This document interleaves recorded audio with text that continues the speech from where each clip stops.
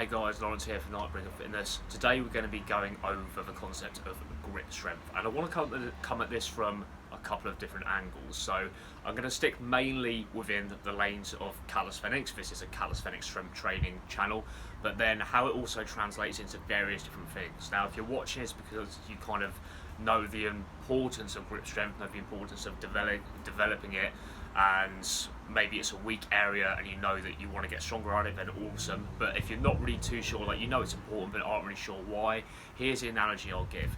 So think in Formula One, for example, how much money and time they put into developing tyre technology. Because let's say, and I'm not going to be specific on numbers here, but Lewis Hamilton has got like a 500 horsepower car, right? But if any energy is wasted transferring that force onto the road through inadequate tyres, essentially it doesn't count, right? So if we've got a super strong, powerful back, but very weak grip, or just grip that isn't adequate to display our strength, then we're going to be wasting energy just trying to hang on to the bar and aren't really going to be able to display the kind of force that we want to. Same as in a car, right? If we're spinning wheels, we're just wasting energy, we're losing time on the track. So I hope that makes sense. The second thing that I really want to get into is grip, to a certain degree, and a significant degree I'll add, is going to be specific to the type of grip you want to develop for your particular sport. So as I said, this is calisthenics. Let's start with calisthenics. Let's take a particular movement that's going to be very high on demand for grip strength. Okay, one of my favourite moves, the one arm pull up.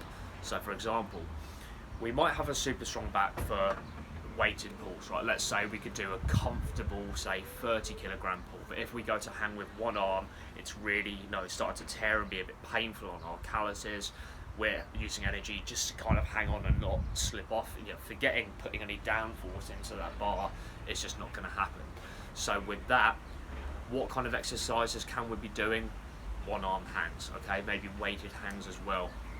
And specificity in mind, if for example your thing isn't calisthenics but you train calisthenics in order to get stronger at your particular sport, let's take one with a really obvious carryover of like climbing, right, or bouldering.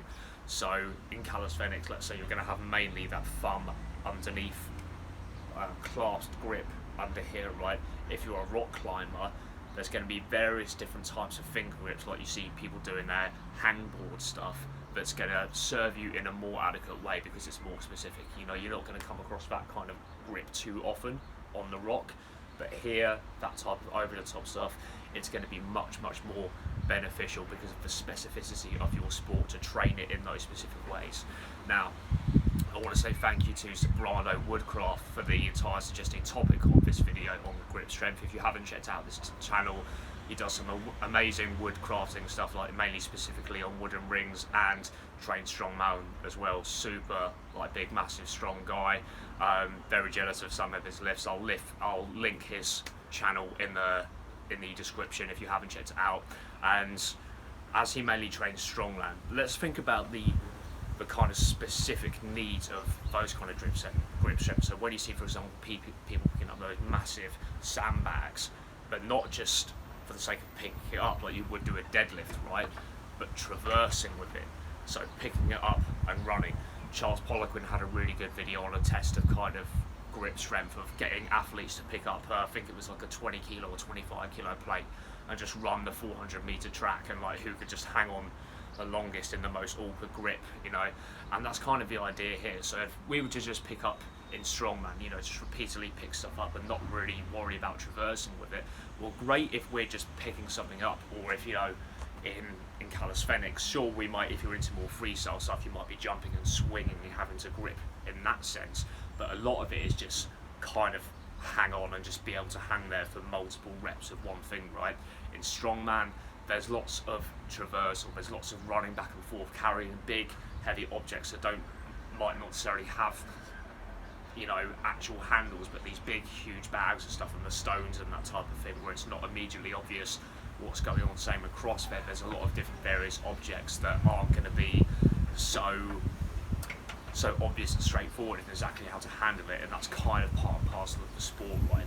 So again, this is where the specificity always comes into play. Train for the specific thing you are trying to achieve. If I'm training for a calisthenics grip strength thing, and again, you know, that's always going to come first on this channel, jumping up, single arm hangs, weighted hangs, mainly specifically with the thumb wrapped underneath grip, that's going to serve as best. If you do calisthenics as for strength training for your sport, but not as the sport itself, rock climbing again for that example, thumb over the top grip, various different finger grips, pinching, that type of stuff, because there might not be situations where you can grasp over the top. Again, Charles Pollock had a really interesting video on picking up almost things like little weighted slate, it almost looked like the fitness of a business card, some of them where you just have to pinch and pick it up with various different various different weights on the bottom of them, and that's like a super interesting thing I hadn't even seen before. If it's in strongman, it's going to be much heavier, it's going to be bulkier, and it's not just going to be the idea of pick it up and hold. That might have its, you know, its purposes for a particular event. If the event is literally just pick it up and hang on and pray and just grip through the thing. I hope you can hear me over the seagulls live by the seaside. Maybe a nightmare. But mainly traversal, okay? So picking up something bulky, something heavy, and then just running along with it.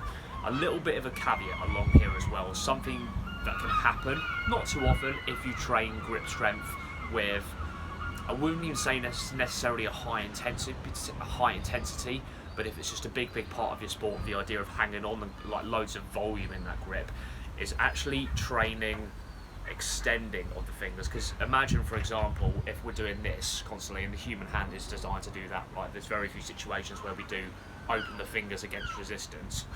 It's kind of like, imagine if you're only ever training your biceps and never the triceps, right? We're going to develop an imbalance. It's going to be limited in how much strength and size we can actually be built in the biceps area, because it's not going to equal out the other side. Just like imagine if I want to load up a squat bar in my squat rack, right, with 200 kilos, if I just continue to load one side of that squat rack, eventually it's going to topple over, right? Whereas what do we do? You know, 20 one side, 20 the other, 20 one side, 20 other, until I've got 100 on each side. If I just load 100 on one side and then keep going, eventually it's going to topple, right? So balancing it with both. What I found helpful, and again, not going over the top with this, is just a few stretches. Some people do rice bucket techniques with this, like that can be helpful as well. I haven't done it in the past. What I've actually found quite helpful is I like to swim, so doing it underwater, really small bits of the resistance, but just doing that. Even here I can feel a bit of a stretch and a slight bit of an ache doing it. But that's kind of what I would suggest, literally just after a grip training session. But even then, grip training session, the grip section of your workout, so like tagging that on at the end. It doesn't need to be, and I'll detail the workout at the end of this video, it doesn't need to be anything super intense. You can kind of tag this on, I don't want to say an afterthought, but it doesn't deserve its own kind of day in the way that you'd have like a pulling day or a push day or a muscle up day or squat, deadlift, bench day, right? It's something you can put on the end because you don't want to tax your grip working it out before you've actually done the workout. So few finger stretches after, just kind of bending the hands back, that type of stuff can be helpful. Doesn't need to be super overboard, but you've listened to me ramble enough on the subject now, so let's get into the topic of, okay, what might a grip section of a workout look like, say, when we've gotten to the end of our main volume of work, whether that's hypertrophy work, whether that's strength work, whether it's technique, whatever you're doing on that specific day. Let's say you want to tag on some grip specific stuff to make that stuff better. Here's what it will look like.